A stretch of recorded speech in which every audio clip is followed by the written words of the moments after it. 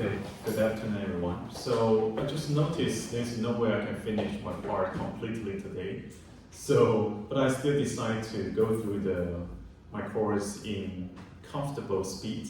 To compensate that, if I cannot finish it, which likely is the way we will have today, if I cannot finish it, I will provide some online link or online video for you to assess the rest part I will not cover today. Okay. So the last week we introduced P-class pump and the V-class proton pump. Okay. Are there any questions? No. Okay. So now we will move on to the F-class, the proton pump. Okay. So you will be able to find the F-class proton pump in the inner membrane of the mitochondria.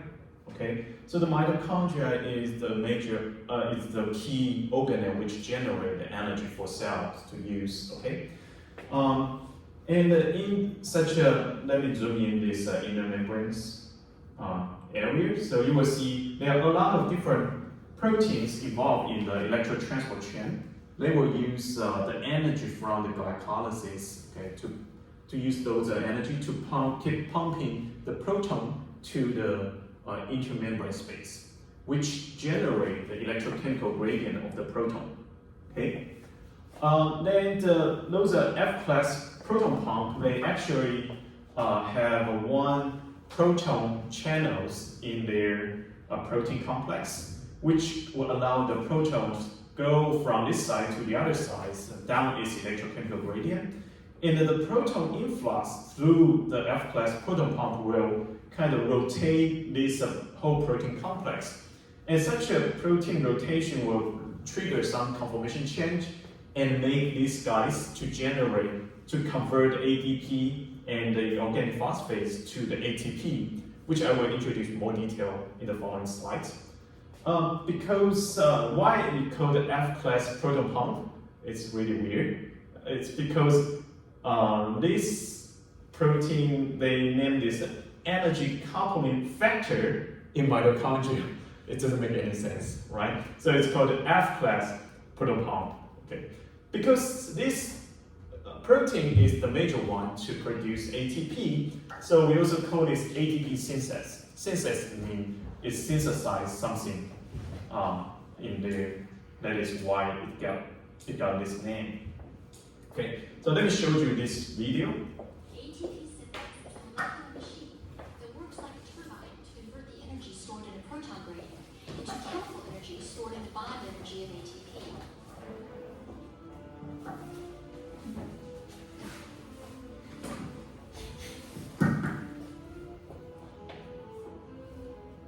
The flow of protons down their electrochemical gradient drives a rotor that lies in the membrane. It is thought that protons flow through an entry open to one side of the membrane and bind to rotor subunits. Only protonated subunits can then rotate into the membrane, away from the static channel assembly. Once the protonated subunits have completed an almost full circle and have returned to the static subunits, an exit channel allows them to leave to the other side of the membrane. In this way, the energy stored in the proton gradient is converted into mechanical rotational energy. The rotational energy is transmitted via a shaft attached to the rotor that penetrates deep into the center of the characteristic lollipop head, the F1 ATPase, which catalyzes the formation of ATP.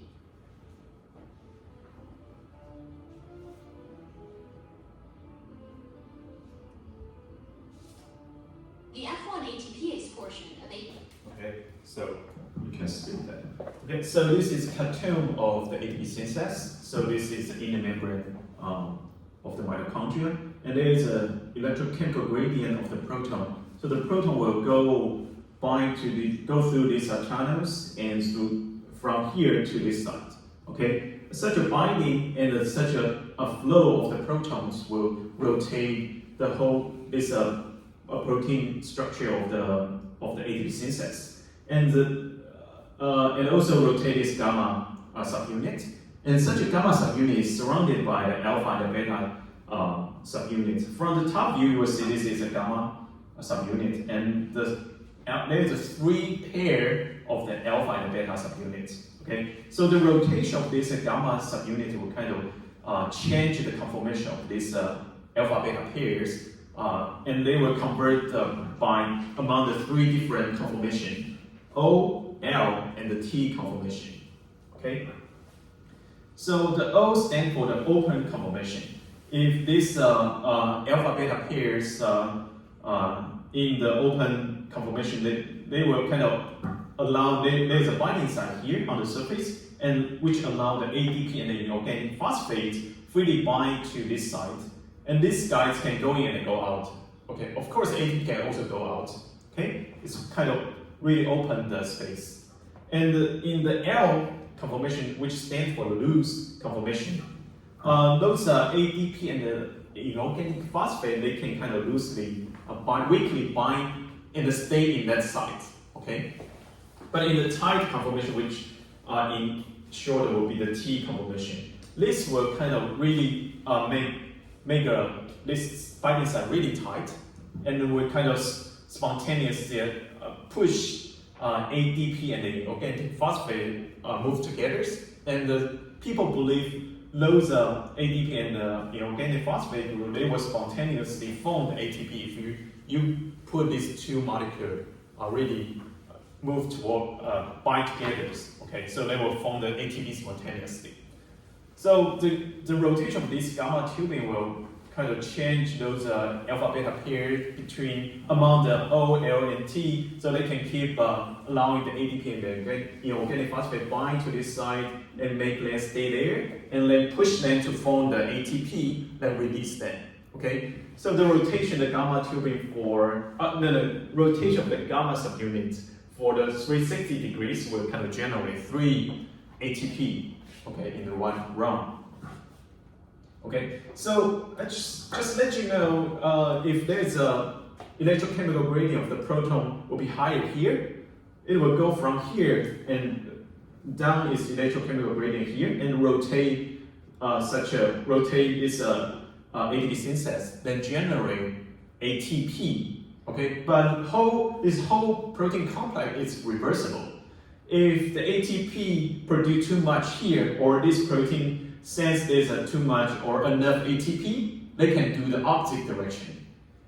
They can do the work in opposite direction. So those ATP actually can change the alpha and the beta conformation, then rotate the gamma subunit. Then this guy can become the kind of proton pump. Okay, they rotate in the opposite direction and put a lot of proton go back to the intermembrane space to generate electrochemical gradient of the proton back. Okay, so they kind of really smart to do this. So in order to kind of confirm this is Kapton, right, and this is super tiny, there is no such a microscopy have enough resolution to see such a rotations. So several researchers try to design an experiment to try to see this protein really rotate. Okay. So what they have done, they just purify the alpha beta subunit and the gamma subunit from the equal light and coat those protein complex on the copper slip, and they conjugate the one fluorescence labeled actin filament, which is the cytoskeleton. Okay, so under the microscope you will see the rod-like structure, which is the actin filaments. So they add ATP, then you start to see such a actin filament rotate like a helicopter. Okay, really cute experiment. Okay, to confirm this protein structure, they really can rotate the gamma subunit through such a ATP-driven alpha beta conformation. Yeah. Okay, so there are 2 major sites you will see this F-class proton pump, which is the inner membrane of the mitochondria, or the cytoplasm space, a cytoplasm membrane of the chloroplast. Okay, the organelle which take place of the photosynthesis. Okay, so the electron transport chain or photosynthesis system, they actually will keep pumping the proton to the intermembrane space or the cytoplasm space. Okay, then generate such an electrochemical gradient of the protons, then those proton will go back through this stroma or matrix through this ATP synthesis, and then rotate those ATP synthesis. Then they will trigger such a conformation change and convert ADP and the organic phosphates to the ATP. That's the way they use this electrochemical gradient to generate the ATP as energy. Okay, this guy is the major energy producer inside of the cell.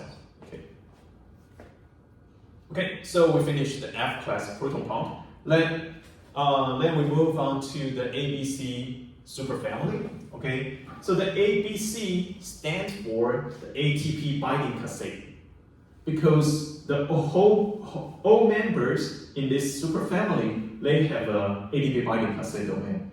For example, this is really typical ABC family members. You will see there's two transmembrane domain here, and conjugate with the two ATP binding domains. Okay, and their transportation need the ATP to give them the energy. Okay, but the quite different part is compared to the F class, P class, and the V class proton pump, the ABC superfamily, they can transfer a lot of different things. They can transfer peptide, they can transfer drug, ion, or something bigger. Okay, so it's more how such a transporter can be so versatile, can be so flexible. Why they can transport different kind of molecules. The previous one, the proton pump or those ATP driving pump, they only can transport ion, right? But these guys can transport a lot of different things. How can I achieve this? Because this is the protein structure of the cartoon to show the surface charge or surface property of the one ABC proteins. The blue ones means they are composed of the hydrophilic amino acid. Okay, the blue one. And the yellow one is show the hydrophobic amino acid. And there's a cavity here, okay, in kind of one half of the leaf lab. The deep is one half of the leaf lab. So this because there's a kind of provide a binding site for different substrate. And this binding site can bind to the hydrophilic molecule or bind to hydrophilic molecule because they have both different property on the surface. And the ATP hydrolysis will bind to this ATP binding cassette, and those ATP hydrolysis will change their conformation. So this cavity, they will change between these two conformation, and this cavity will face to this side or the other side. Okay, but they have a kind of weak, but have strong enough affinity with certain substrate. So substrate will go to this pocket. Then by changing the conformation, they will face to the other side and then release from this pocket. Okay, this is why the ABC superfamily can transport different molecules. Okay, and there are different members which have been well studied. They kind of in this ABC superfamily, like ABCD1, ABCD4, 11, ABCD11, CFTR, ABCA1, blah blah blah. Okay, but they originally their old name would be the MDR. It stands for the multiple drug resistant transport protein. People found those ABC superfamily protein by one kind of accident. Okay, so people try to use some toxic or some chemicals to kill the cancer cell, but they just found the normal cell that can be easily killed by those chemicals. But the tumor cell, they are super naughty, they cannot be easily killed by those toxic. Those cancer cells will keep pumping out those toxic outside of their body. Okay, and they finally realized those protein are the ones which would kind of keep pumping out those drug try to kill them. Okay, and then due to their functioning, originally called the multiple drug resistant transport protein, that is why this protein can help the cancer cell to achieve such a multiple drug resistance. Okay, but after a while, people notice all of these transporter have an ATP binding cassette. Then therefore they rename those members to the ABC members, then become B1, B4, blah blah blah. Okay, and this guys ABCB 4 is kind of it's actually the one of this we introduced before is this flip pass. Okay, so the flipping the lipid from this side to the other lipid need energy. Okay, so this flip pass is actually the ABCB4. They can use ATP hydrolysis as energy to flip the PC from this lipid to the other lipid. It is the guys who generate the lipid asymmetry or the membrane asymmetry. Okay, so the next slide I would like to introduce the one experiment which can be used to measure the activity of this flip pass. Okay, how much it can really flip the lipid from this lipid to the other lipid. Of course, you can use the microscopy to see such a flipping.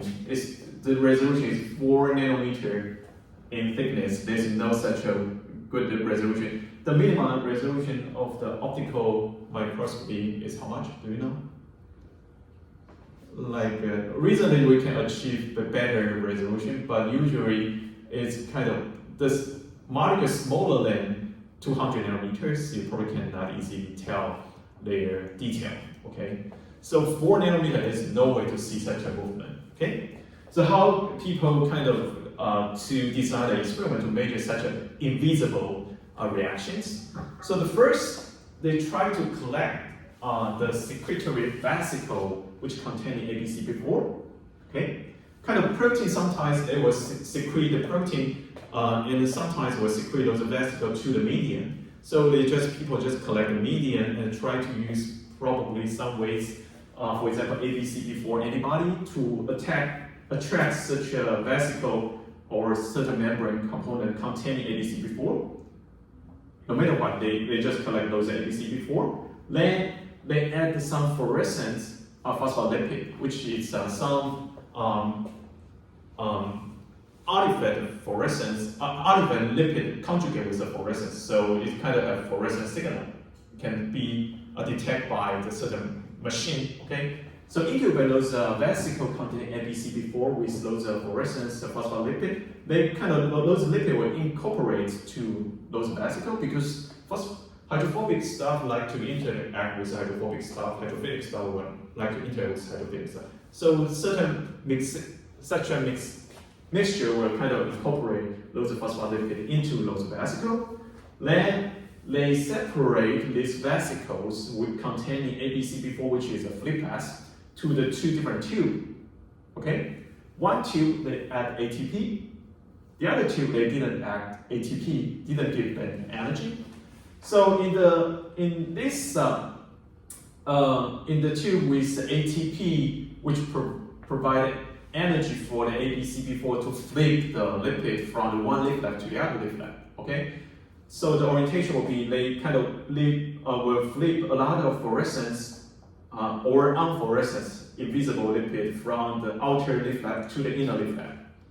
Okay, and the one without the ATP, the ABCD4 cannot work, and they will not flip anything from the outer lipid to the inner lipid. Okay, then the key point will be here. Next step, they add one chemical called quenchers, which is chemicals will make fluorescence dimmer. Okay, you just add this detergent or this chemical will make a fluorescence dimmer. But this quencher is membrane impermeable quenching compound. It means this chemicals is too big. They cannot penetrate this membrane. They only can damage the surface fluorescence lipid. They cannot penetrate the lipid, and they cannot damage the inner lipid. Okay, so adding such a quencher will kind of make outer lipid fluorescence dimmer. So you will see because the group with the ATP they flip more fluorescence lipid in the inner lipid, so it kind of can protect them from the damage of those membrane permeable quenchers. But the group without the ATP, there's still a lot of fluorescence lipid on the surface of those membranes, so they will be damaged by those membrane permeable quenching compound. We call the name is disalinate. Okay. Okay. So if you measure the tube, the fluorescence intensity of the whole tube. You will see in the beginning they are the same because you just separate the sensing to equal amounts to the two different tubes. Okay, the one tube at the red curve at the ATP and the black curve didn't add the ATP. Then you just add punctures. So the tube without the ATP, they will kind of really quickly reduce their fluorescence because those are never impermeable puncture. Make the surface lipid dimmer, okay? But the one group with ATP, they only reduce slightly, okay? They still keep a higher fluorescent intensity of those two because probably the ABCB4 they transfer more lipid in the inner leaflet and protect them from the damage of those membrane impermeable puncture compounds, okay? So this difference is contributed by the ABCB4 flip pass activity, okay? But why, do you know why in the end of the experiment they still try to add the detergent? What's the reason to add detergent, do you know? Why they need to add detergent? Do you know what I'm asking? What's the reason? Why they need to design this? I think this result is pretty obvious and can kind of support their prediction, but why they still need to add the detergent? Sometimes when you read a paper or read those results, you need to know why they put such a negative control or positive control, why they need to do this experiment, right? So, yeah. Avoid all the fluorescence of the solvent. Solvent? What do you mean?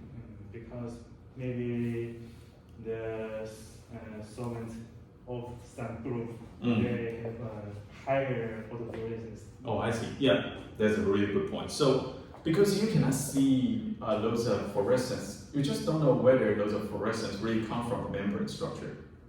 It could be the solvent, okay? It could be anything, contamination. So to confirm those signals really come from the membrane structure, they just add the detergent, which is known to disrupt any membrane, right?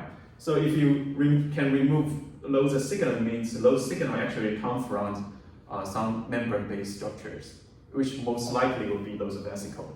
Okay, you kind of provide a positive control to confirm those signal is come from the membrane-based structure. That's a really smart design. Okay, so just keep in mind and read the paper to learn those experimental design, which is important for your research. Okay, if you can design those, you kind of can rule out certain possibility, and it will make your data more solid. Okay. Any questions so far? No? Okay. So, and the one member called the CFTR, which one is cystic fibrosis transmembrane regulators, which actually belong to the ABC superfamily. It needs the ATP hydrolysis as energy. It also contains the ATP binding domains, but it actually is not a pump. It's not a pump. It's an ion channel. The ATP binding or ATP hydrolysis is required to open the channel. But actually the movement of the ion or molecule through this channel is not depends on the energy. Okay, the energy is only required to open the door or close the door. Okay, the movement itself is through the electrochemical gradient of that ion. Okay, so this CFTR is the chloride ion. Without ATP binding, this channel is closed. But once the ATP binds to the ATP binding cassette, it will open those ion channel and allowing the chloride to go through this ion channel and go down its electrochemical gradient. Okay, and this ion channel actually is really kind of important for certain disease. For example, the cystic fibrosis or CF is kind of genetic disease which have really abnormal fluid secretion from the tissues. Okay, so it's the patient with such a genetic disease will have a really strong inflammation in their airway or a lot of different tissues. Why? Let me zoom in. This is airway epithelial cell. In our airway, there is a lot of multicilia. Let me show you. They kind of keep moving they locate on the cell membrane, cell surface. Okay, this is airway lumens, and they keep moving, and it will generate such a float to remove the bacteria or other mucosa. Okay, that is the real-time image.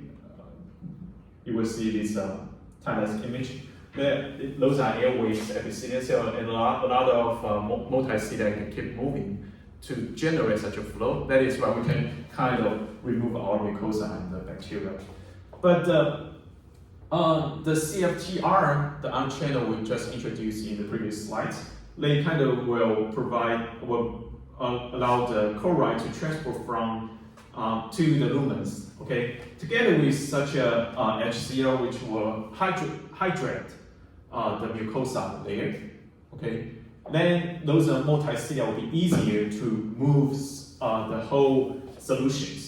If the CFTR has certain mutants and becomes non-functional, the chloride cannot go there, so the mucosa cannot be hydrated. Okay, the chloride, if there's not enough chloride to bind to the water, it becomes really sticky and the whole mucosa cannot be hydrated. So because it's super sticky, those multicilia cannot easily or efficiently move those mucosa. Therefore, a lot of bacteria or pathogen will stay here and trigger certain severe inflammation. Okay, that is only one genetic disease triggered by the single mutation. The single mutation of this ion channel. That is why this ion channel called CFTR. Okay. Okay. So in this section, we just introduced the F class. The last week we introduced these two P class pump and V class proton pump, and this week we introduced F class proton pump, which is ADCs that will generate a lot of ATP. And now we introduce the ABC superfamily, why they can transport different, they are so versatile, they can transport different hydrophobic, hydrophilic, big molecules through the energy. Okay, any questions so far? No? Okay. So now let us move on to this part. So this is a tank with which separated by this membrane, and there's a two pool here. If the ion, cation or an ion, they distribute evenly between these two pools, there will be no member potential. What is member potential? Member potential is the voltage difference across the membrane. It's like a bacteria. No, it's like a battery. Okay, sorry, battery. Okay. For example, if there is a sodium channel, we transport a lot of sodium from this pool to the left pool, it will accumulate more cation here, and therefore will kind of put more anion here. Then such a voltage difference will generate member potential.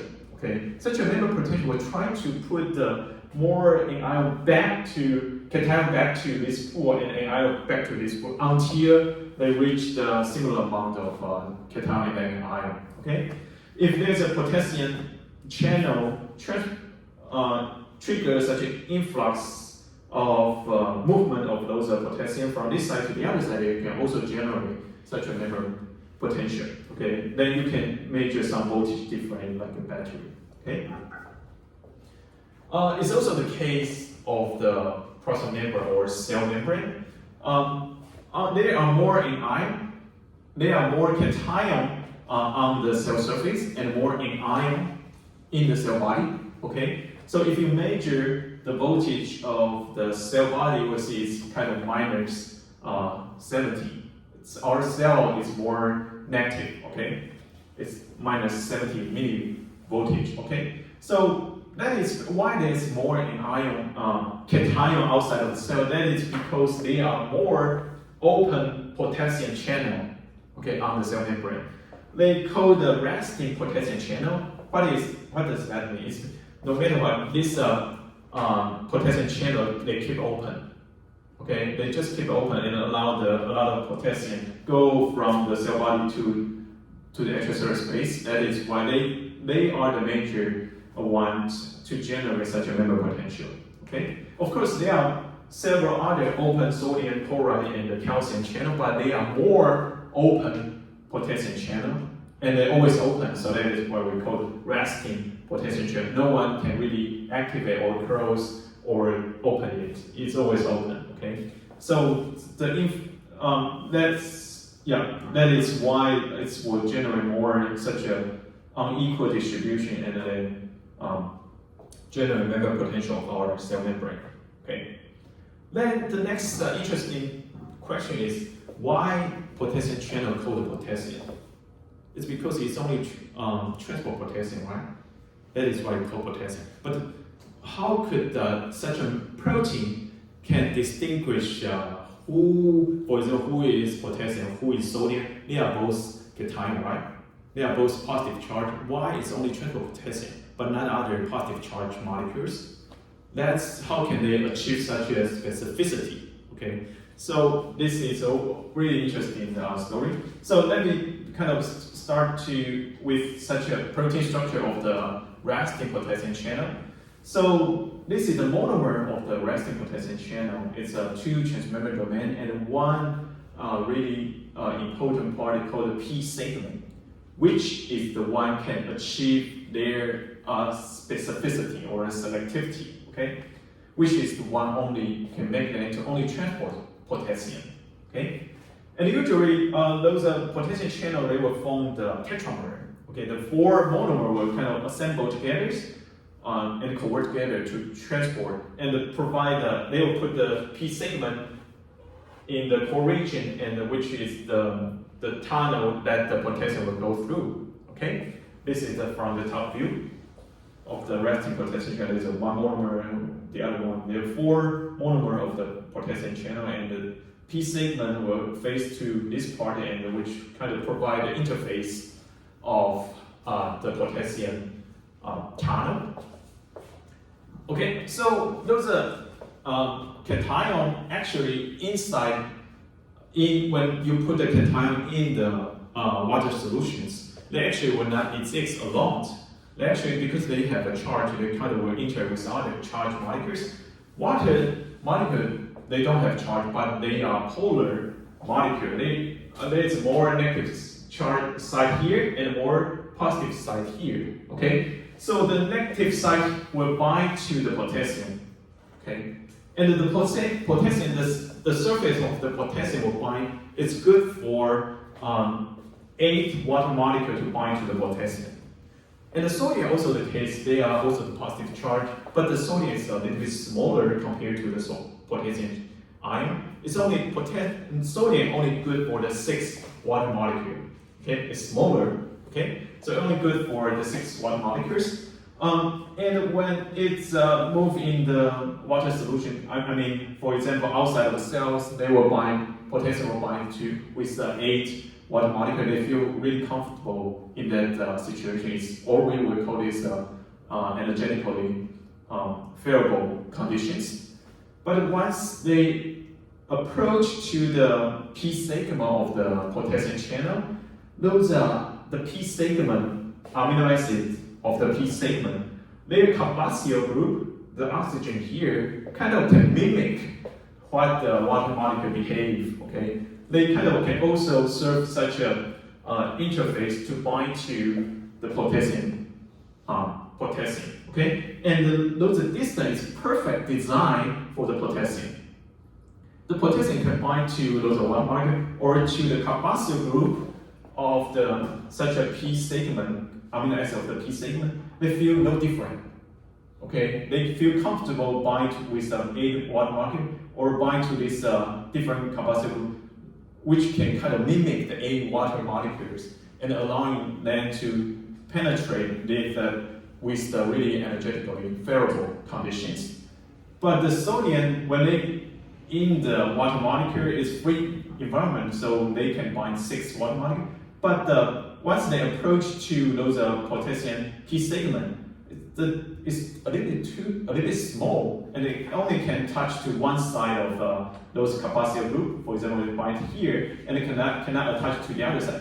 In this part, it's not energetically favorable. They feel uncomfortable, then they will go back to the water solution and bind to the water molecules. That is why the sodium cannot easily penetrate this P segment environment. They just go back to this environment to bind the water molecules. Okay, that is just a tiny different make its selectivity. It's only designed for the potassium channel. It's so beautiful with such a design, right? Any questions so far? No? Okay.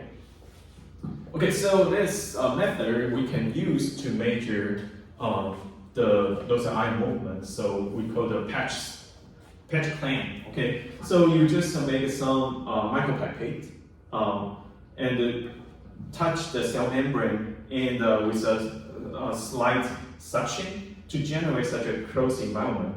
The tip of this micropipette is really tiny. It's like a 0.5 micrometers, which this region only cover one or few ion channel on the membranes. Okay, so if those are, and then you just with some suction to generate such a closed environment, connect to the some machine which can measure any voltage change in this closed environment. Of course, you also need the reference electrode here. Okay, then it can measure when this ion channel open or close, because when it open, the ion movement will change the voltage here. Let me show you this video. The patch clamp method is used to study the properties of a small patch of membrane. In this technique, a glass pipette with a very small opening is used to make tight contact with a tiny area or patch of neuronal membrane. After the application of a small amount of suction to the back of the pipette, the seal between pipette and membrane becomes so tight that no ions can flow between the pipette and the membrane. Thus, all the ions that flow when a single ion channel opens must flow into the pipette. The resulting electrical current, though small, can be measured with an ultra-sensitive electronic amplifier connected to the pipette. This arrangement is the cell-attached patch clamp recording method. A record of the current flowing through a single ion channel reveals when the channel is in an open or closed state. The currents flowing through single channels are called microscopic currents, to distinguish them from the macroscopic currents flowing through a large number of channels, distributed over a much more extensive region of surface membrane. The technique. Okay, so anyone performed patch clamp before? It's super difficult experiment. Yeah, you need to kind of touch the cell surface, but don't make them die. Okay, just a tiny, just gently touch them, and with gently suction, and then measure such a voltage change. Super difficult. Okay, yeah. Okay, but there's an issue. You cannot see. Actually, when you try to measure those ion channel or ion movement through the ion channel, you probably have one ion channel of your interest, right? You try to focus on one ion channel. But you just cannot see what kind of ion channel you are measuring, because you only cover the one piece of the cell membrane. You just don't know what kind of ion channel you are measuring, right? Okay, so how to kind of solve this problem? So usually they will kind of use a patch clamp together with a frog oocyte. That is because the frog oocyte normally do not express any channels protein on their surface membrane. Okay, so you can artificially make those frog oocyte to express the ion channel of your interest. For example, this is frog oocyte. You just microinject the mRNA, which is good to encode your ion channels. Microinject those mRNA template into the frog oocyte. Wait a couple, 1 or 2 days. Those frog oocyte will kind of use this as a template to translate protein. Then those ion channel of your interest will go to the process on the cell surface. Then any ion channel you can measure through your patch clamp in this system will be totally contribute from the ion channel of your interest. Okay, so if you try to do that, you need to use the frog oocyte system. Okay. Yeah. So in this section, we just talk about the resting potassium channel kind of mainly contribute to the membrane potential, and how such a resting potassium channel have a P segment to achieve the ion selectivity. Okay, probably in my exam, I will ask you how this resting potassium channel can achieve this I think this is one kind of key part in this section, in this chapter. Okay, and then we also introduced the patch clamp, which can allow you to measure the ion movement through the single channel or few channels. Okay, and to measure the ion channel of your interest, you kind of can use the overside, the expression acid, and the patch clamp to do this, to answer your question. Okay.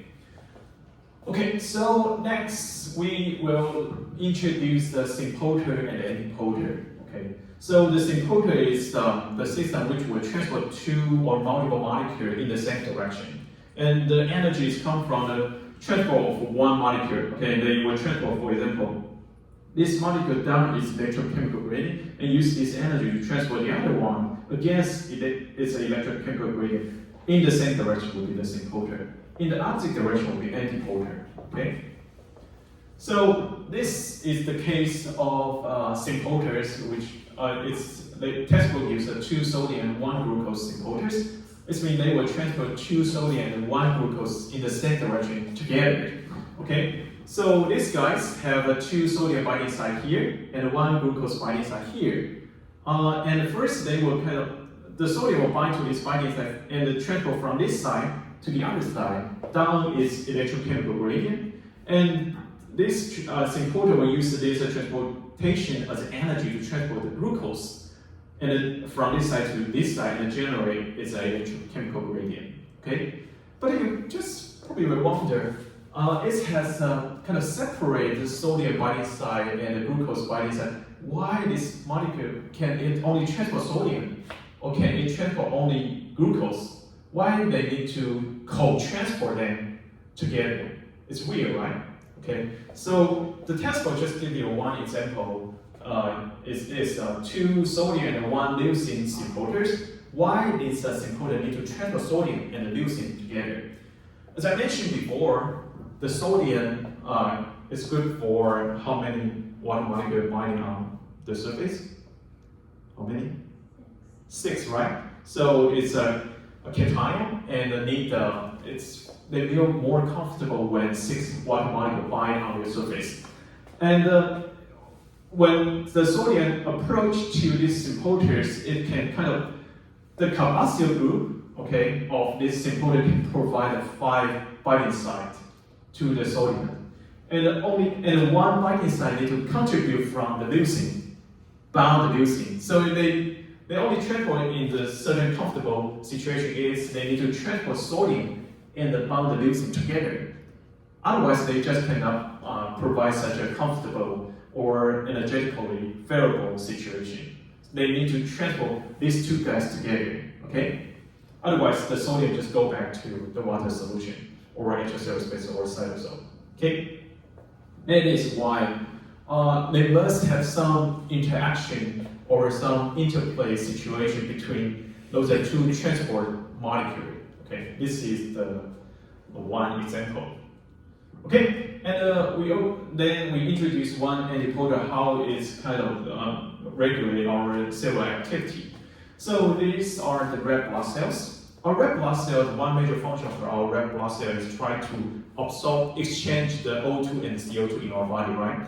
When it goes to the lung, which has a high O2 pressure and a low CO2 pressure, it will try to absorb more O2 in the red blood cell and release the CO2.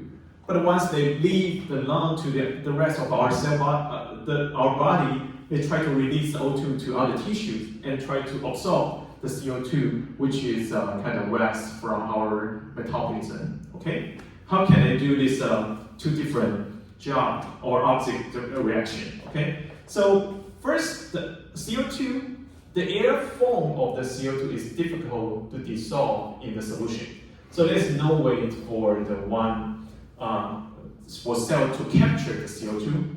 So the one way to capture CO2 is try to use one enzyme called carbonic anhydrase.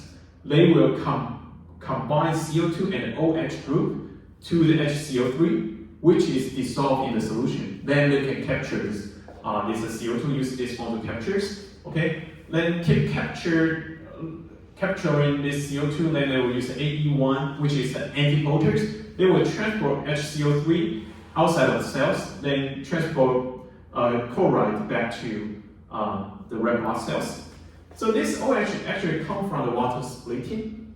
Okay, so water will split to the OH and one proton, and the OH will combine CO2 to form the HCO3, and those protons will bind to the one key molecule to do this oxygen exchange, which is hemoglobin. The one residue, histidine residue of these hemoglobins, well, if the proton bind to this histidine residue of hemoglobin, will change their conformation and will kind of reduce their affinity with oxygen. That is why binding of those protons will make them release the oxygen. Okay, but once this red blood cells go back to the lung area, those will be a lot of they try to release the CO2, and those CO2 actually come from also triggered by the carbonic anhydrous, which will convert the HCO3 to the CO2 and OH group. Okay, so the CO2, the air form of the CO2 cannot be dissolved in a solution. That is why this air just leak out of the cells, and those OH group will combine with the one proton to become water. This proton comes from the histidine residue of the hemoglobin. Remove those proton will also change the conformation of this hemoglobin, and then it will have a strong binding affinity with the oxygen. That is why it can absorb the oxygen in this situation. And also, you will see this AE1 encoder, they kind of transport these two different molecules in the opposite direction. And now they try to pump HCO3 back to the cell body, and it will also transport the chloride outside of the cell body. Okay. In the vacuum, those pump. You know that in the plant cell, the vacuum kind of will be the organelle try to store their essential molecule, right? It's like their stock, okay, to store anything, ion or essential molecules in their body. How can they kind of keep storing those stuff? This also need energy, okay? So this energy comes from the certain proton pumping protein. They will pump the proton through the ATP energy from the ATP hydrolysis, which will generate the electrochemical gradient of the protons. And such an electrochemical gradient will allow such an ion, for example, chloride and NO3, to move from the cell cytosol to the vacuum, okay? And also, those protons can also be utilized to transport down its electrochemical gradient through these antipoters. So there are multiple antipoters, they can transport proton down its electrochemical gradient and use this as energy to transport sodium, calcium, sucrose, and essential molecule back, go into the vacuum movements. Okay, and because there are a lot of chloride and proton, that is why plant vacuum will always be kind of really acidic.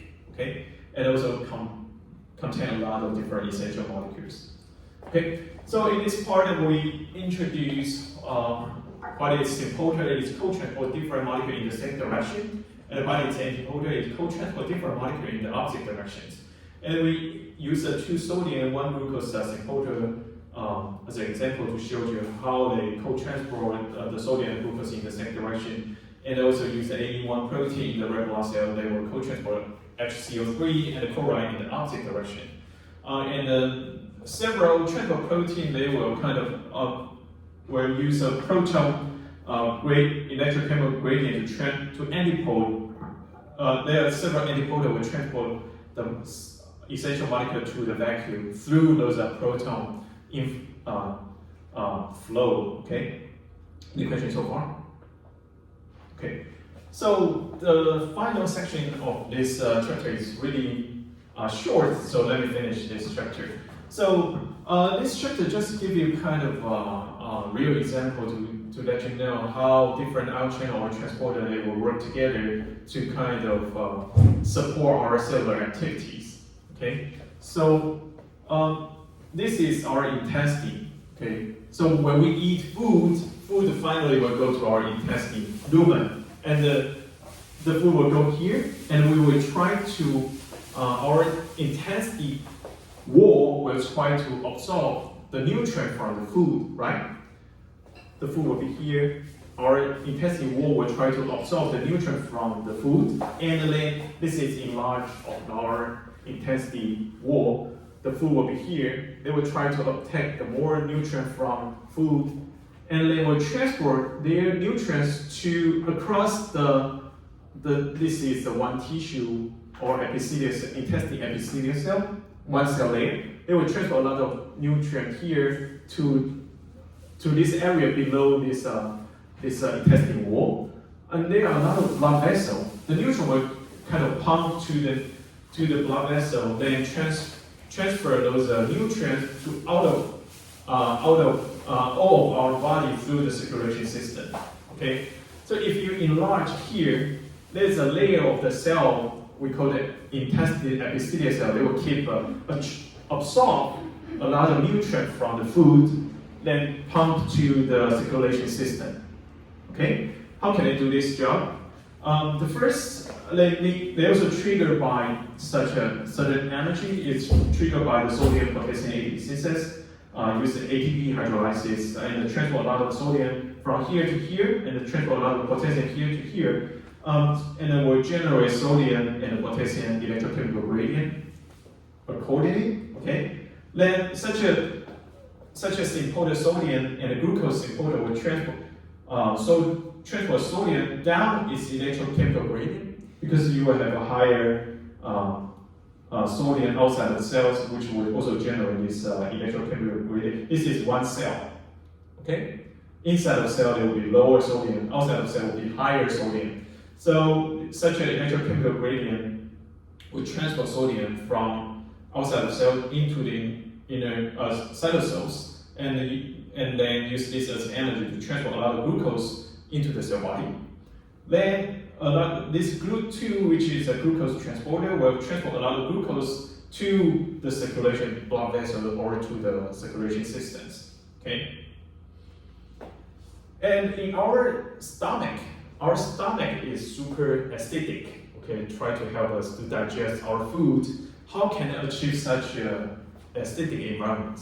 So this is the wall of our stomach.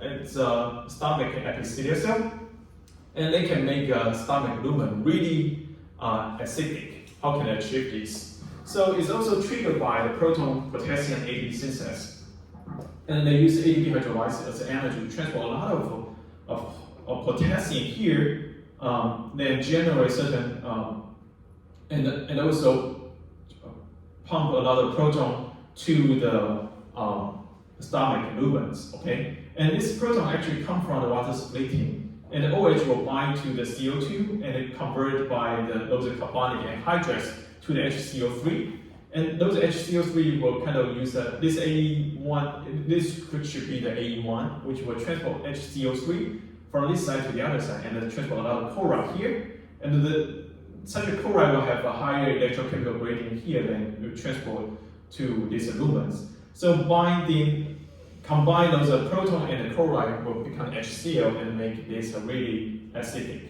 Okay, this is the mechanism that can achieve this. The final example is there's two kinds of cells which determine the shape of our bone. Okay, when our bone grows, there's one called osteoblasts and one of the osteoclasts. The osteoblasts will kind of form more bone cell, okay, more bone. But the osteoclasts, they will kind of eat our bone, or then I would not say damage. They will kind of eat our bone. So the coordination between these two cells, they kind of will shape our bone to the normal normal structure. Okay. So how this osteoclasts eat our bone or digest our bone? This is an enlarged image of the osteoclast. This osteoclast, one kind of cell, they will bind to our bone and bind really tightly to generate this corrosive environment. And the one proton pump will use ATP hydrolysis as energy to transfer a lot of proton in here. And those protons will come from the water splitting, and OH will combine with the CO2 to HCO3, and the AE1 will use this HCO3 transportation as energy to transfer a lot of chloride here, which is really similar to what the stomach wall cell, epithelial cell to make this environment more acidic. Okay, so chloride will bind here. So the proton and the chloride will bind together and make this area really acidic. So this acidic environment is good for certain enzyme to function. So that is why those enzymes can digest those bone and kind of allow those osteoclasts to do their job. Okay, so these are the 3 examples to show you how different ion channel or transporter they co-work together to perform any cellular activity in our body. Okay, so we finish this chapter. Any questions so far?